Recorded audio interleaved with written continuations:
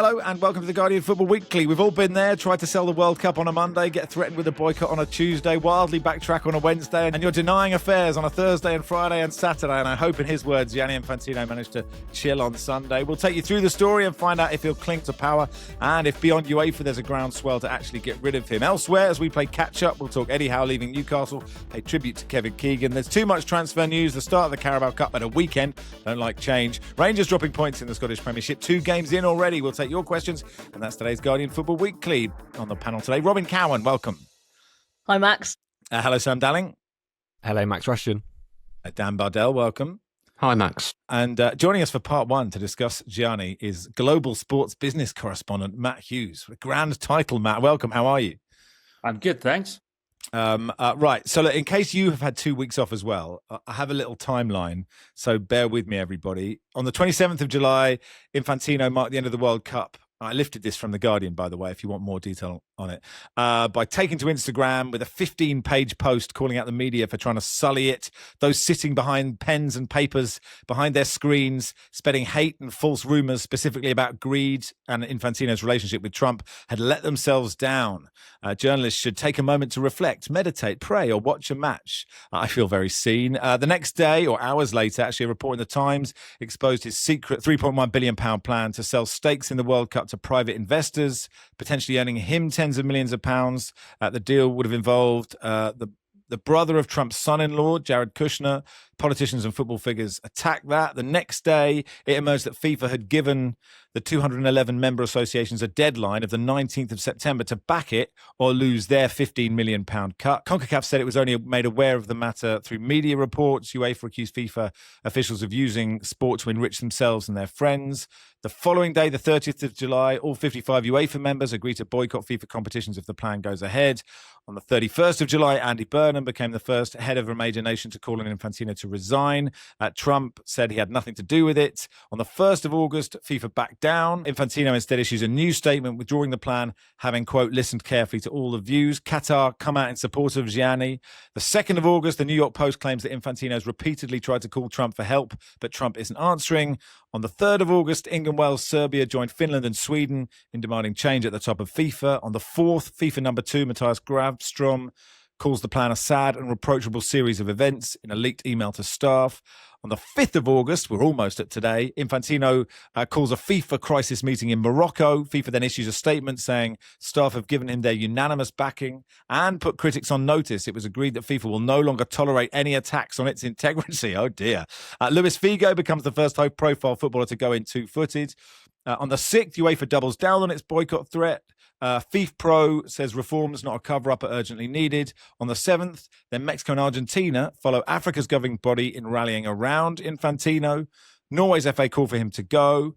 Infantino arrives in Colombia for the inauguration of the hard-right president El Balado de la Espriella, a key Trump ally. That day as well, the Telegraph reports that a woman received a 6-figure sum following an alleged relationship with Infantino while he was at UEFA, allegations that FIFA dismissed as categorically untrue. And then the next day, that's the 8th of August, 2 days ago, UEFA confirmed a departure payment was made to a female employee who is alleged to have been in a relationship with Infantino while he was UEFA's general secretary.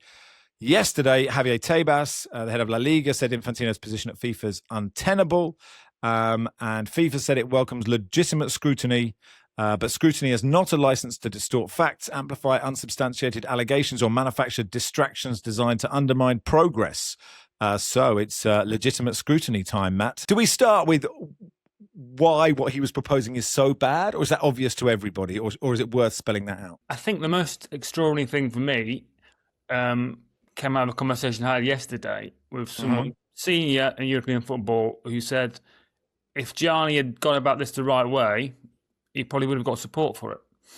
The only reason, or the main reason, has been the outcry, not in Europe, but elsewhere in the world, is that it was secret, no one knew about it, and it just looks really bad. And that is the most extraordinary thing for me, is that how Infantino could not see that doing a secret deal which undervalued the World Cup with a close family friend of Donald Trump would just be a no-go. Yet he couldn't see it. Yeah. But do you think that's because once you have so much power and you tend to surround yourself with sycophants, then you you lose sight of reality. Is that fair? Well, it's because he didn't consult anyone who he thought might disagree. Now, there are lots of people who see this as an opportunity, right, to get rid of Infantino, but he does still have lots of support. Do you think his plan is to kind of just ride out the storm? You know, lots of football seasons start soon or have started. Our focus, the media's focus, will turn elsewhere. I think that is his plan, and I think it's working. I think there was a point maybe a week ago, 5 days ago, where if other confederations had followed him behind UEFA and gone really hard and said he must go, then his future would have been in doubt. But that hasn't happened. And even the people on FIFA Council, which is like supposed to be the cabinet of FIFA, as it were, in political terms, they've been trying to sort of push for an EGM to discuss this, and then they're not getting the votes they need to even call that meeting, never mind call for a vote of confidence or get rid of him. So that just shows how hard it is going to be to change anything. So I think in the short to medium term, nothing will change. And the question is if UEFA can find a candidate to put up against him in next year's election and also get enough support. Or if UEFA carry on with their threat to boycott, right? Because it's not just, you know, the original thought is, well, that there isn't really a men's World Cup for a while, but there are, you know, women's tournaments soon, under 20 tournament. You know, there are FIFA sanctioned tournaments that UEFA teams will be playing in. Yeah, there's a under 20 Women's World Cup next month, and there's senior qualifiers in October. England have got 2 games, 2-legged playoff against Greece to qualify for the Brazilian World Cup, which is a big deal, obviously. But I think, and so next month will be a real tension point. Will UEFA back down? Will FIFA back down and issue some sort of statement saying we're sorry, we'll never do this again? But from talking to people in football, even that isn't quite the leverage it appears. Because to be honest, the Women's World Cup, it's important for the people involved, but it doesn't make FIFA any money. They're losing money. They're paying to put it on, basically. Obviously, you know, because it hasn't got any commercial value. If European teams don't turn up, it's embarrassing. But FIFA aren't losing anything, and in fact, they can probably spin it to their advantage, saying, "Oh, look, you know, Europeans, they're trying to destroy the world. They don't care about women's football. They want everything their way." So I think it's actually will potentially be damaging for UEFA if the boycott goes ahead. Does this mistress and payoff, if true, I mean, make any difference apart from confirming any assumptions that he's a massive, insert the worst four-letter word here, at home and as well as at work? So the fact that it's come out now shows that the enemies of Infantino are piling up and they're trying to get all ammunition they've got to throw at him. But unless it's shown he's done something illegal, I don't really see it sticking. I mean, there's very close parallels with Donald Trump, his great mate in this. He's been accused all sorts of impropriety. There's been court findings against him, yet he's still president of the United States, right? I'm interested in what you were saying in the intro, Max, about the sort of not Eurocentric view of this, because I'm definitely guilty of, thinking, well, why on earth would anyone want this guy to stay? Obviously, as you say, he has got loads of support from elsewhere, but there are also accusations that the Jordan FA basically said he blackmailed them. I mean, that's pretty serious. I just wonder brutally why he's got so much support from elsewhere. Is it simply because he's the one who holds the cards and the money for these federations? Because he's made a huge amount of money for them, basically. That's the way the system works. And FIFA's unusual one-member, one-vote system means that if you're England or you're Germany or you're Jordan or you're the Faroe Islands or you're Curacao, you get the same money. So for a lot of these countries, and it's not everyone says the smaller countries, not really. For the vast majority of countries, most of their football funding comes from FIFA. I think he's increased it by a factor of 8 in his 10 years in charge, and under the proposal, he was going to quadruple it again from $5 million US dollars over 4 years to 20 million plus the 20 million sweetener that Max referred to in the intro. So he was massively increasing the handouts, which frankly is why he has his support. But he's also done other things, and again, we're guilty of looking at it through an English European lens, but he has increased access. We might not like 48-team World Cups and 64-team World Cups because if we're English or French or German, not Italian, we qualify for 32-team World Cups, so we don't need it. But these things are popular, and he's obviously done that. That's the World Cup, but he's done that on a lesser scale in youth tournaments as well. So he has, if you're trying to be sympathetic, he has broadened access and made football more of a global sport, which obviously is popular. Listening to what you're saying, is there a chance that actually he'll come out of this even more powerful? Because obviously for people like us who have been very critical of him for a long time and who don't necessarily believe that he really cares about football fans, even if he has, helped football in lots of small countries, his motivation isn't necessarily to help football in those countries, but that is a byproduct of it. Is there a possibility that after this, there is this threat to his power, he clings on, he holds on, then there's not going to be another threat to his power for ages? I don't think he'd be more powerful, and he's definitely damaged by this. And there's no way even he could spin that falling out with UEFA and a threat to boycott the World Cup is a good thing. So he's clearly messed up. I think the height of his power was the day after the World Cup, where the day of the World Cup final, he told all the confederations he made $15 billion for them, which is more than even he could have expected to make from the World Cup, largely because of ticket prices and secondary markets and hospitality, etc. So he at that point he was untouchable, and he was already basically putting wheels in motion to definitely expand to 64 in 2030, which would have been really popular in South America because they got more games, etc. That he's now whatever happens, he's now weakened. So things like that he wanted to do may not happen, but the idea that he's going to topple in a week or a month or even 6, I don't see it. And I think even if there is an election next year, it's pretty hard to call. Yeah, and in the same way that most of the left-leaning world are like desperate for like one brilliant Democrat to appear to be the person to take on Trump. Who is the guy? Who's the guy or the girl? Who is the person to take over? To challenge Infantino. Well, there's 3 candidates, and it's not great news because one of them's already lost to him in 2016, the head of the AFC, Salman.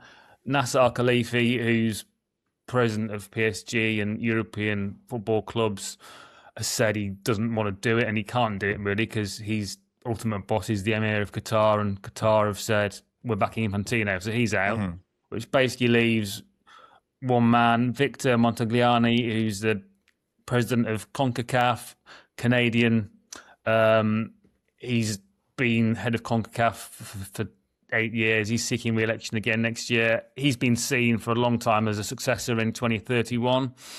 A lot of people are now pushing him to stand next year. And the key is, does he think he can win? If he thinks he can win, I'm sure he will stand because he does want it, and he would be able to present himself as a change candidate. He's not European, but he has Italian ancestry, so that sort of helps sort of unite North America and Europe in a way. But his silence has been stark over the last couple of weeks, right? So it'll be fascinating to see if he moves. And then he could end up being worse than Gianni. Blatter goes and Infantino goes, he's worse. Robyn? Well, that's what I'm going to say. Like I saw in The Athletic, Seb Stafford-Bloor basically said, is it time to not have a president and to kind of reform? But I don't know how that he didn't really know. And how would that work? Because it just seems like everyone who steps into FIFA HQ becomes sort of Dr. Evil. So is there a way of kind of not having this kind of totemic figure in charge of everything? Well, there have been some interesting ideas that have emerged over the last few weeks. How you action them or not is a different question, of course. But someone was saying that they should just rotate it every 4 years, and every 4 years the president should come from a different confederation, so it is shared around the world. FIFA is extraordinary. Let's not forget that how rare change is. I think in 50 years we've had 3 FIFA presidents: Havelange, Blatter, and Infantino. Blatter only left because the FBI basically parked tanks on his Swiss hotel where he was staying. Infantino was supposed to be the reform candidate, but he changed the rule that said you could only serve 3 4-year terms, but after 10 years decided to change it. and he can now serve 4. Yeah, on the other hand, he's always talking about democracy, which is hilarious. So yeah, it's pretty hard. FIFA clearly needs root and brand change. It's just how do you achieve that where you're handing out all these money? People aren't, turning their vote, are they? What a 3. Avalanche, Blatter, Infantino. Like, it's great, isn't it? All right then, Matt. Well, look, we'll get you back on as and when this story develops, or we'll forget about it for 6 months. But cheers, pal. Thanks for coming on. Anytime. That'll do for part 1. Part 2, we'll begin with all the stuff that we've missed, starting with Eddie Howe leaving Newcastle. Welcome to part 2 of the Guardian Football Weekly. So then, Sam, you're a Newcastle fan, and you need to step up after your deafening silence because your support for Infantino in part 1. Eddie Howe's gone. A new man's come in, Matthias Jessler. You've lost all your players. How are you feeling? How am I feeling? Well, when I saw the agenda come through for this podcast, I thought actually the Infantino stuff was a bit of light relief before my therapy or emotional torture started, because Newcastle have been in the news a little bit in the last couple of weeks. Eddie Howe, right? One of the things with football, it's a real issue with it, is a lack of something called nuance. You either have to be pro or against something. So for the last year or so, maybe not quite a year, but in Newcastle's fan base last year, there was this division. It was either you were a happy clapper for Howe or you were against him and you were ungrateful. And this narrative was driven online, social media, a little bit by some very pro Howe journalists. And the truth lies somewhere in between. And I think it's important to remember that it is possible to hold two thoughts in your head or two opinions that don't massively align with each other. So you can say that Eddie Howe and still think that Eddie Howe did an absolutely brilliant job at Newcastle United, which I do.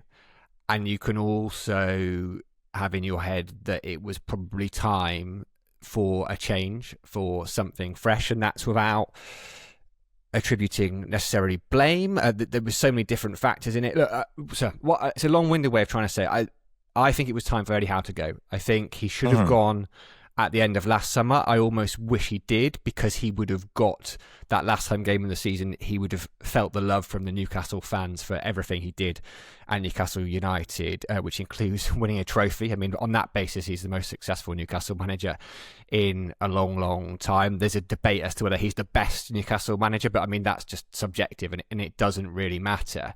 So we remember the good things about him. What he did do, I think, Eddie Howe, when he came in and kept Newcastle upright, they won 12 of their last 18 Premier League games. They'd only won one game before that in the season. So the uptick under him, and then the following season when they finished fourth with almost the same squad. And what Eddie Howe managed to do, I've been reflecting on this. I've never been more invested in Newcastle United than that first 18 months, 2.5 years under Eddie Howe. It was absolutely fantastic. And it's almost because they reverse engineered it. When the Piff came in, it was a shell of a football club and there was no proper setup. So they just basically had to bring this manager in and his staff. And then ever since then, they've been struggling to construct around him. They've reverse engineered this setup, and Howe had a lot of the power over transfers, and things happened. Directors of football came and directors of football went. And then last year, you could just see it going stale. The same things weren't quite working. The transfers last summer didn't work. They spent a lot of money on players that Howe wanted, that they didn't all work out. They couldn't handle the number of games. There were players who have now left that had already started to check out, and the intensity wasn't there. And it just felt like, in relationships where it's like, I love you, but I'm not in love with you anymore. And it just felt for a long time like it was going that way. And different Newcastle fans will tell you at which point they realised that, but it just wasn't working. And for good reasons, everyone tried to hang on because it had been so good for so long. But I think the inevitable happened. People talk about timing, that he came in and said just before pre-season, actually, I can't do this. I don't mind that, because I think we've all done things in life where we thought in theory, yes, I can go and do that. And then actually it's come to it. You've walked into the room, or you've got to that event, and actually you're like, no, I just can't do it. And I think what he did was for the good of Newcastle United. And I think now, whereas there was a divided fan base last year, now there's going to be very much a united fan base. behind the new guy, and it's a complete reset. From the outside, you sort of look at those players going, a manager that we don't know a lot about coming in, and you can feel a lot of how we were talking about, not necessarily similar sized clubs, but sort of Brentford last year, or Bournemouth. I know they said Areola, but they lost so many players, and you go, I think they might struggle. And actually, they could be absolutely fine this season. It's very hard to know. Yeah, I think you look at the managerial appointment and obviously see that there's links because he's managing Saudi Arabia, and you wonder, is that the reason they've signed him, or is it the job that he did previously in Austria? Were they taken by that, and that's the reason that they brought him to Newcastle? If you look at what the manager has done, it's the kind of appointment that if Brighton, Brentford, Bournemouth make it, you probably think, a lot's gone into that.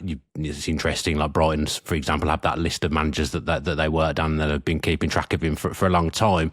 It's different with Newcastle. I think that it's a different type of club. I think there's a lot going on at Newcastle at the moment. I think Sam's right that there's kind of blame in all portions of blame in all different corners of the football club. I think Eddie Howe was visibly struggling at the end of the season. I think he probably should have walked away earlier, like Sam said, but obviously he's tried to do it and then decided to walk away now. I think the owners have had to scale back dreams. They're closer to what they were under Mike Ashley than they are to that 2030 dream of basically winning everything and signing everyone. It's not like a criticism, because I think there's reasons for that with the financial rules. I think it's all just turned into a little bit of a mess, and I think they've kind of stagnated a little bit behind the scenes. They've talked about the ground, the training ground. Sam will know more about that than me. I think they've got like a second, third rate training ground still. So there's stuff that they haven't achieved on their side. I think overall it's just a shame, because Newcastle, I think, were ready to attack on all fronts at one point, and then suddenly they, in a matter of 12 months, they feel like they're further away from it than ever. And I think that's the sad thing, because they genuinely won a cup, got in the Champions League again, and from there, when you think they're going to build on this and maybe go to the next level, they've probably gone down a level or two instead. That Brighton list of managers reminds me when someone opened the filing cabinet of the exec producer during the Soccer Aim glory years, and there was a list of male presenters' CVs. Oh, look, Jason Manford's CV's in there. Like, oh, what? How's that? Has he sent that in, or have they just lifted that off the internet? Anyway, certainly put the wind up me. So how do you see it then, Sam? I mean, like you say, like everyone will be united, but you have lost, Guimaraes, Tonali, Gordon, in addition to the team players you lost last year. That is quite a lot of players. It is quite a lot of players, and quite a lot of very good football as well. And Trippier's gone as well. He's out of contract. Look, I'm excited, and I think last year, it's horrible to say it, but it became inevitable. People were turning up going, this is the same old. We know what's going to happen. All these points drop from losing positions. Teams had worked Newcastle out. Newcastle hadn't worked out a way of playing when teams weren't attacking at them. Whereas now it's like, I don't know what it's going to be. I'm not someone who comes on and pretends, having Googled these new players that we've signed, that I know much about them. They're young, they're exciting. I think they need to get a little bit of experience in. People like Johan Visser, Voltemada, Alanga, who didn't have the best of years. Sometimes a fresh manager, a fresh start. They are better players than they showed last year, so that will be quite good. So there'll always be people who benefit and people who lose out when there's a managerial change. And David Hopkinson, he's the CEO, right? And he's come out, he talked about how the new manager is a born winner and a rock star, and called him fire and all these Americanisms. But it's Newcastle 2.0, so it's like, I don't know, is it like a bug in our system? Do we have to get to like 2.6? Is it like Apple Mac refreshes before we're actually quite good? I don't know. But if you move that aside, what he did say was that, look, we've got to pay the credit card bill. They've overspent, they went for it, and now there's got to be a reset, because whatever you say about PSR, SCR, they're paying a price for failure. And they finished 12th last year. With all those players, they finished 12th last year. Some of them had already checked out. There's no European football. And so what they've got is these new young lads. They've cut the wage bill. And he's rode back a little bit. I think it didn't help Hopkinson coming out and saying 2030, we want to be number one. I think it's still 2030, but it's want to be competing for those sort of prizes. So yeah, like, it's just fresh. We don't know. And one thing I want to say on Howe is I'm really glad it didn't get to a situation where it was really toxic. By October, under Eddie Howe, if results hadn't gone Newcastle's way and he's got on paper a significantly weaker squad. That would have been a sad way to end it if it had got toxic and they'd have had to get rid of him. Whereas I think Yeister will get a little bit more time. People will run with it, and there's already this song, the Yeister I Can Boogie, so that'll be a great away end chant. So yeah, who knows? I'm excited to watch Newcastle again. Sam, who are the panelists who do just come on after a cursory Google and pretend to be expert? You're going to name names? Who are you throwing under the bus? No, I wasn't necessarily thinking to panelists. I'm thinking about my Newcastle WhatsApp groups where people suddenly become experts on Ajax's 18-year-old Sean Sturr, and suddenly after 20 minutes, it's like, oh yeah, he's the next Bruno Guimaraes. Like, okay, of course, you've watched you followed his youth career. We should pay tribute to Kevin Keegan. Sadly, died at the age of 75, suffering from cancer. Son of a Yorkshire coal miner, adored by fans of everyone he played for. Right, starting at Scunthorpe, Liverpool, Hamburg, Southampton, and Newcastle. He won 3 league titles, a European Cup, an FA Cup, 2 UEFA Cups with Liverpool. Won back-to-back Ballon d'Ors in 78, 79 when he was at Hamburg. Helping them win the title as well. Bit too young for any of us to remember as a player, but I watched his highlights the other day, and left foot, right foot, up for a short guy, unbelievable in the air. We know him as this manager and a sort of incredibly lovable figure, but what a player. Incredible. And I think you're absolutely right. That sort of bit of his career, which is quite significant, is sort of undervalued, isn't it? And underrepresented. I just think, you mentioned that the story, where he came from and to win back-to-back Ballon d'Ors, it's like Hollywood, isn't it? An amazing story. And I just think as a character, very humble guy, because I think I saw him saying that he knows that he's sort of remembered for, in England anyway, for his perm, for that, for that sort of rant, when he was at Newcastle, and also for falling off a bike when he was on Superstars. Yeah. So it's like, and he said, I'm all right with that. And I just think actually a lot of people would go, I'm really pissed off because I, look at all that I've achieved. But just a great character. He didn't seem very cynical at all. And, the way he took on England and sort of made the decision himself that he wasn't up to the job. Just think very self-aware, reflective, and just a real loss to the football community. But isn't it great that we had characters like that, representing us, and just wonderful. And actually, it's interesting, Sam, you were talking about, the debate about who's the best Newcastle manager ever, and the fact that Eddie Howe won a trophy, right? And Keegan didn't win a trophy, and maybe it's just nostalgia talking for me, but I sort of think in 20 years' time, we will still remember the entertainers, right? The Ferdinand, Ginola, Asprilla, the Philippe Albert lob, the 4-3s, that I will love it more than we will remember a more functional Newcastle team that won the Carabao Cup in 2025 or whatever it was. Yeah, and I think it's important to say with Keegan, right, the man we've been talking about at the top of this podcast is everything football shouldn't be, and Kevin Keegan is just the complete opposite. That he was just a pure footballing guy. Vulnerability at all, right? It was all about the emotion, about the sense of community, bringing people along for the ride, getting some joy, getting some despair. And he will. That's a debate that Newcastle fans have been having. Where do they sit? You kind of got your Robsons and your Keegans for their charisma and what they brought. And so Keegan won a lot of silverware at Liverpool, and he won his Ballon d'Ors at Hamburg, which, as Robyn says, remarkable for a bloke that's played in the 4th division of English football to then go and win Ballon d'Ors. And a long time, like he had 125 games or something for Scunthorpe. Yeah. It wasn't just like there and picked off. He's one of those, like he wouldn't have left. But at Newcastle, and this isn't one of those, Newcastle's a unique club kind of rant. It just so happened to be at Newcastle. There are other clubs where this could have happened. It just so happens that we're talking about Kevin Keegan, who got Newcastle United in 3 different spells. He pulled a club up, a whole city up by its bootstraps. He came as a player. We were in the 2nd division, got them promoted, and then said, actually, I think that the story goes they'd lost an FA Cup game to Liverpool, and Mark Lawrence had nipped a ball off him, and he just went, I can't quite operate at the same level. So he retired, having got Newcastle promoted, and they had this testimonial when he left in a helicopter. And then when he came back in February 1992, Robyn's on. Only Oxford were below Newcastle in Division 2, and Newcastle had just lost 5-2 at home to Oxford. And the general consensus is if Newcastle had got relegated that year, they'd have gone out of business. They wouldn't have existed as a football club had it not been for Kevin Keegan's intervention. He said, it's the only job I would have taken, and he paid Terry Mack the 12 grand out of his own money to come in as his assistant. And so he did that a couple of different times, and we all know what happened next. And I think he's unfairly remembered for the I love it if we beat them rant. I can understand why. I think people forget that, like, for him, Terry McDermott's been interviewed earlier, and he just got back on the bus and thought nothing of it. Like, he didn't say anything about it being a rant. It was just the way he talked about football with that passion.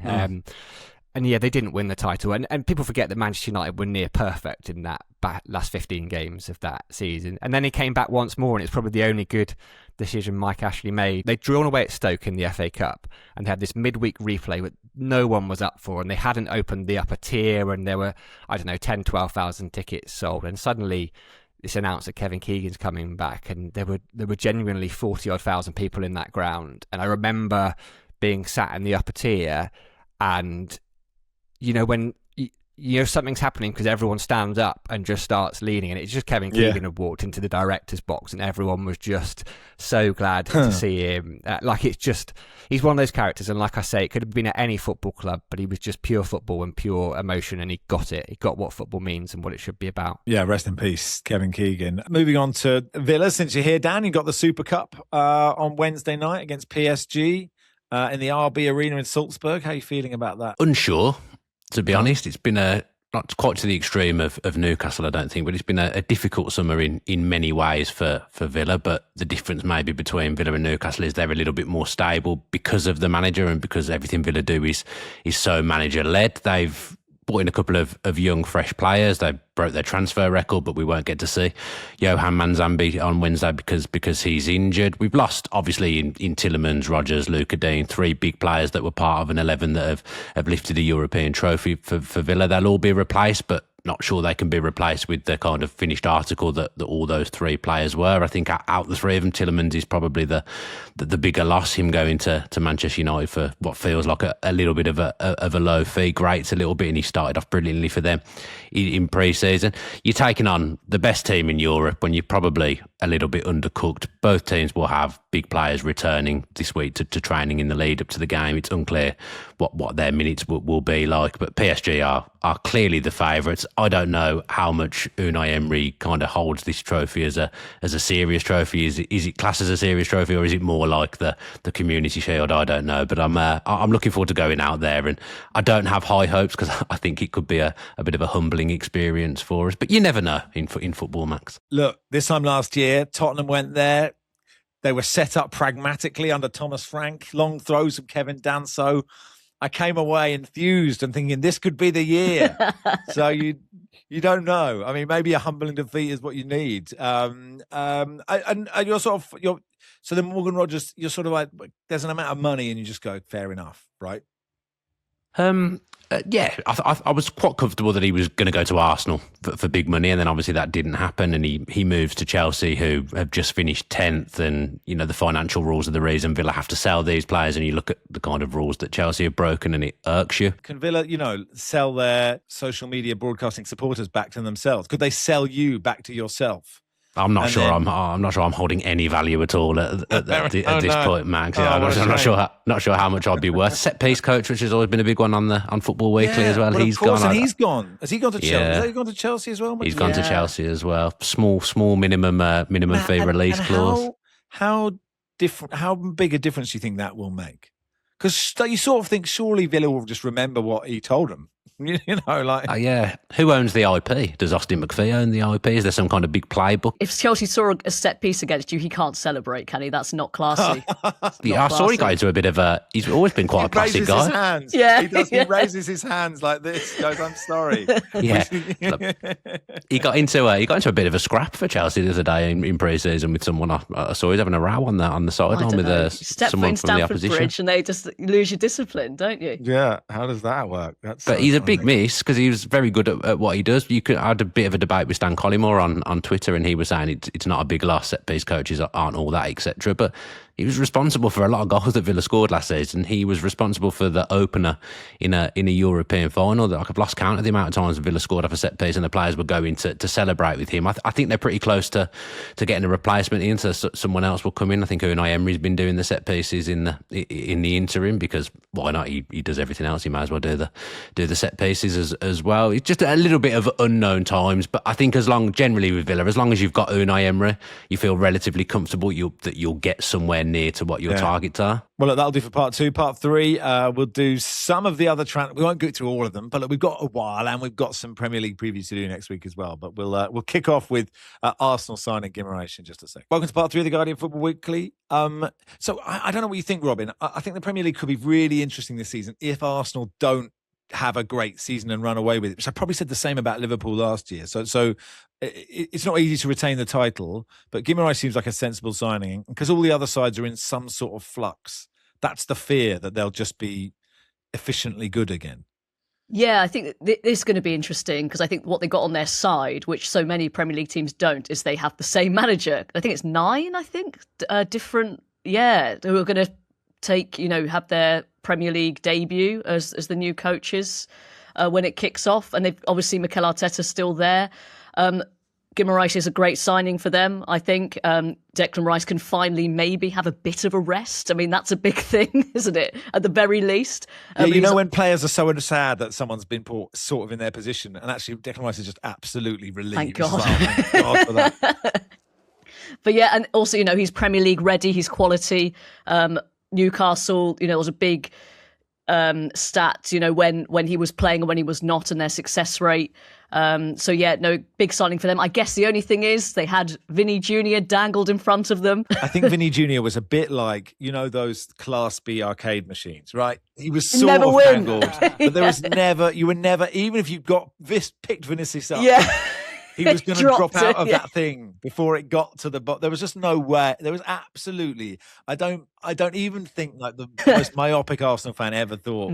They were kicking the machine. They were going, no. But interestingly, Sam, there was this idea that Arsenal will play slightly different, slightly more interesting football, if that's not too controversial a word to use. Maybe they won't be able to get as much fortune with set pieces, or like we saw at the World Cup, there just wasn't that, grappling and all that stuff. And maybe that will change a bit. And maybe they will just, develop. The pressure is off them a bit, right? I totally understand. It was just win at all costs last year. Yeah, that hoodoo is gone. There's no one going to call them bottlers. Well, I probably would call them bottlers, but they've got that title under their belt. And I think you have to evolve, right? All good, or all elite football managers, or football managers at any level should be looking to evolve, because stylistically, if you stay the same, other teams catch up with you. So I think that the Guimaraes one is still raw as a Newcastle fan. I don't want to go into it too much, but what he can do is unlock. He can play both positions. He can sit and hold and play at the base of that pivot, but also for Newcastle at times last year, he's played further forward, and he's got that little pass, the finding a little bit of space, finding a gap. He's brilliant with the ball. He wants the ball under pressure in tight areas. He keeps hold of the ball and he moves it on. So I think he'll make them tick. I wouldn't be surprised if a fair few assists come from him. And he's this driving force as well. And he is someone who and he won't need to do it at Arsenal like he did at Newcastle as much, but he can carry a team forward and he gets the fans all pumped up. He's an extrovert, right? He draws his energy from externally. So I think he will make a difference to them stylistically. I think what he lacks for in pace, he's certainly got in terms of his vision and what he can see. I hear it quite a lot about Arsenal. Oh, well, they've got this amazing defence, but they're a bit boring. Their attack isn't quite where it should be. And then you look at the players they've got and you think, well, I don't know. It looks pretty good to me on paper. Or all those 8 or 9 forwards, including the young lads that are coming through. So I don't think it's all as bad as people make out going forward for Arsenal. And yeah, Vinny Jr. would have added another dimension to it. But I think they could be more exciting next year. Yeah, Chelsea are interesting, aren't they, Dan? I mean, I know we talked about Morgan Rogers, but suddenly that Jordan Henderson and Danny Welbeck are right. That was a sort of. I think somebody set up a whole BBC football website just to trick me, and I'm going to say it, and then they're going to go, of course, Danny Welbeck and Jordan Henderson haven't gone. But like, once you get past that seems a bit odd. They're probably really sensible. Henderson will do something similar to what he did for England in the summer, you would imagine, minus the falling over the advertising hoarding. He'll hope. And Welbeck, I think Welbeck will actually get games. Like, he'll be the alternative to João Pedro. He'll probably get a fair few minutes. You can look at it and kind of laugh and say, have they gone too far the other way now, Chelsea? But actually, all their signings seem pretty switched on for the first time. Lacroix is going to be really important for them. At the back, he's a tremendous defender, was in and around the France team in the summer for the World Cup, and he'll be an upgrade on what they've had there previously. I've felt they've always lacked a top centre back and a goalkeeper probably in this Bluecoat reign, where they've bought absolutely everyone. I mean, Robert Sanchez may well still be the goalkeeper, which I will find absolutely incredible for the fourth or fifth season running. But they've got a proper manager here in Xabi Alonso, who will look at the players he's got, make a system that works with those players. And I actually think that they're probably best placed to kind of do what Manchester United did last season with the not having any European football. It wouldn't surprise me if outside of Arsenal and Manchester City that it was them that were right behind, because I think they're suddenly starting to put together quite a functional team. And if Palmer stays fit, they've got obviously Morgan Rogers as well. João Pedro's a sensational forward. I think it could all come together quite nicely for Chelsea this season, and they'll score lots of set pieces as well. Sure, of course they will. But again, it is Chelsea, so it might not, and that is the fun part, isn't it? Josh says, were there any of the panel aware that Callum Wilson was at Brentford? I only found out when he popped up in a friendly. There's going to be a lot of these over the next week or so. I don't know if there are any transfers, Robyn, big or small, that you've gone, I think this is... I'm really interested to see how this person does at this club, or any club's recruitment that you've looked at and gone, well, this is interesting. The one... with apologies to Dan, is that, obviously we've said this many times before, child of the 90s, Manchester United's banter era has been, wonderful to see. But I think Tielemans for Man United is big, because he's just a class player. Especially in the World Cup, he basically led that Belgian team to as far as they could. I think that could be really big for Manchester United.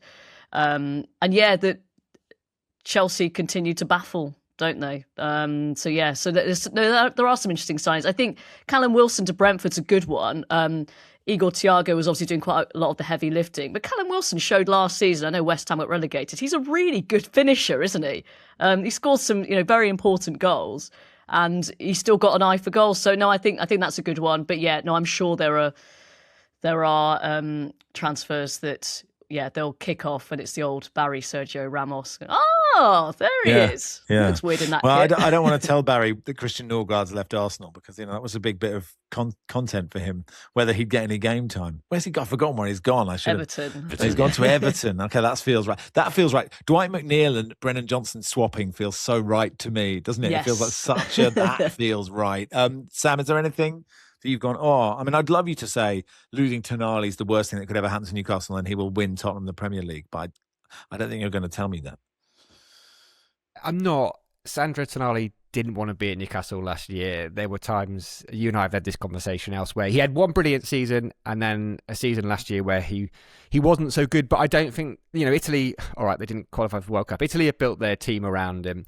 I don't necessarily think what players did at Newcastle United last year is a measure of what they might do this season for their new clubs. The worry with Tonali is, I think he did an interview the other day where he basically said, I wanted to go back to Italy, but no one could afford me. I don't think he ever really wanted to leave Milan, but the financial circumstances dictated otherwise. He is a serious athlete, Sandro Tonali.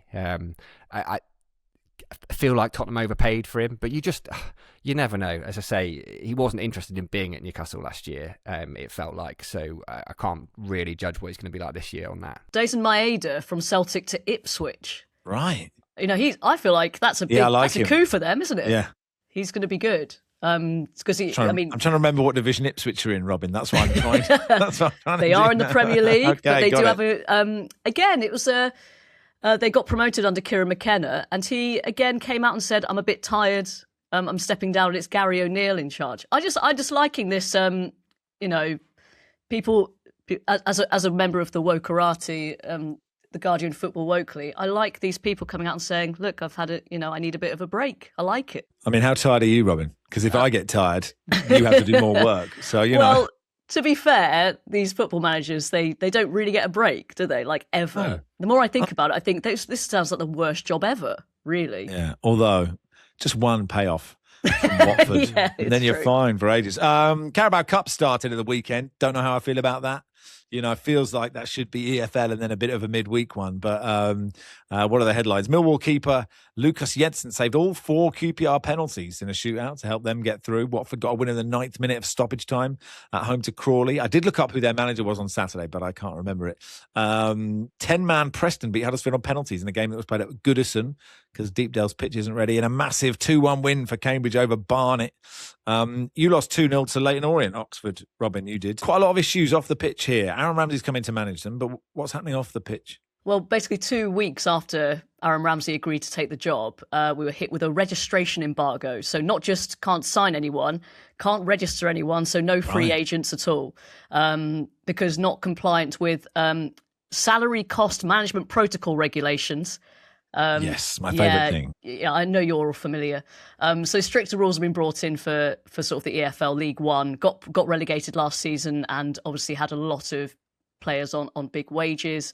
And the club have basically come out and said, we're not paying this bond that needs to be paid until the January transfer window because they want to try and keep the players that we have. And you've got good players, right? I was chatting to George Ellick about this. Your squad is good, right? Well, the first 11 is good. Uh-huh. The squad, not so much. And also there are 2 star players who were mysteriously ill on Saturday. Yeah. Mysteriously ill. So that is Brian de Keersmacher, who actually hasn't played since January. He's a very good midfielder. And the one that probably you're more familiar with is Stan Mills, son of Danny, who's excellent winger, who probably would have gone. The club are standing firm, saying that they're not going to be sold. We just need this transfer window to be over.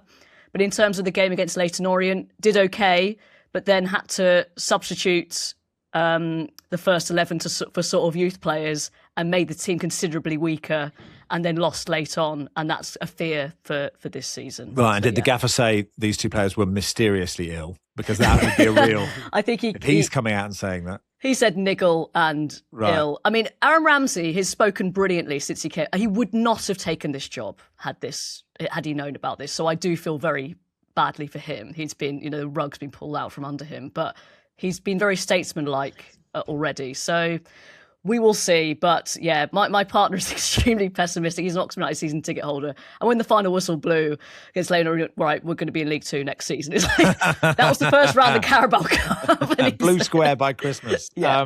Sam, you wanted to talk about York City. Well, they're just an interesting one, aren't they? They got promoted. They're back in the Football League for the first time, I think, in about 10 years. And then you see... So their owners, it's the Uglers, isn't it? The guy called Matt Ugler. And so I think they're generally considered to have saved the club. And they had that amazing moment last year where they got promoted. The Rochdale thought they scored a 95th minute winner to get promoted. Then York scored. And so York went up under a guy called Stuart Maynard, who'd come in 4 games into the season, but won 32 of his 42 league games. And it all seemed to be going well. And there were these social media photos. They'd gone on a pre-season tour to Spain, looking forward to the new season, and then suddenly there was a difference of visions, I think the statement said, and so they've replaced probably the most popular manager they've had in a long time with a bloke called Scott Lindsay, who I don't know if I feel sorry for him because you don't know how long he's been talking to the Uglers about the job, but basically he was sacked by Crawley in March, has got sort of a middling record, and so their Carabao Cup game, and they were in the preliminary qualifying round. They had to play an extra couple of games last weekend that's the one. because there were 9 English teams in Europe this year, and they happened to be playing against Crawley, his old team. And so what should have been this sort of celebration, I know it wasn't a league game, but first time back in the Football League, part of the EFL, so EFL Cup, and already the new guys getting sacked in the morning chants, and there's songs for the old manager, and you just think like how football and football owners manages to mess things up, even from positions of like absolute euphoria, absolute elation. They should be riding on the crest of a wave, and the season hasn't even kicked off, and already there's sort of a mutiny amongst the fan base. It's just astounding what the trouble owners managed to get themselves into. Yeah, I think I've said it before. I remember going to Exeter away, first game of the season, and 0-0 in the 8th minute, and one of our players just punched a free kick out the box, and it was a penalty. And the first Derry out shout after about 10 minutes, you're like, "Come on, we've only just started, guy. Come on, give him a minute." Anyway, Scottish Premiership, Rangers 1 point from 2 games. What a disaster for them. Celtic have won 2 out of 2, as have St Mirren. Hearts have dropped points as well. They lost their opening game. It was 2 dramatic late goals, I think it was, in that one. But yeah, Derek McInnes losing at home to a stoppage time goal by Hibs substitute Callum Wright. But Fitba well underway. Has anyone seen this celebration gone wrong in Brazil? Have you seen this? It stands extraordinary. A guy called JC Maranhão for Coritiba, who scored away at Chapecoense in the Brazilian Serie A. And then he jumps over an advertising hoarding, but it's, Brazilian stadiums sometimes have the steps going downwards into the, into the depths of the stadium, into the dressing rooms. He just fell down a hole. And, you can write all the scripted comedy you want in the world, but man falling down a hole. And then the goal was disallowed as well. That was the whole what? point. Yeah, I know. Oh, yeah. No. Producer always says, it says he got carried away. I mean, when you say he got carried away, do you mean he got literally carried away, or he got carried away and then jumped down a hole? I twisted my foot there. It's a bit sore, but I'm fine. He says, I absolutely implore you, now we found out that he's okay, to go and find this. It is the gift that keeps on giving. Absolutely. You could just see just for a moment, oh, there's a hole. I'm jumping down a hole. They say when someone gets a chance and the keeper, they say, oh, you put it anywhere else, he would have scored. If he'd have celebrated anywhere else, he wouldn't have fallen down the hole. You're absolutely right. He said centre-backs hardly ever score goals. So when you do score, I just got carried away. And then he got carried away. Postage stamp, wasn't it? Right down really there. Absolutely was, yeah. Anyway, that'll do for today. Back on the horse. Here we go. Solid podcast until the end of time now. But thank you, everybody. Thank you, Dan. Thank you, Max. Cheers, Robyn. Thanks, Max. Thank you, Sam. You're welcome. Now, Football Weekly is produced by Rory Simon and Jesse Howard. Our executive producers are Joel Grove and Danielle Stevens. And we'll be back tomorrow, I think.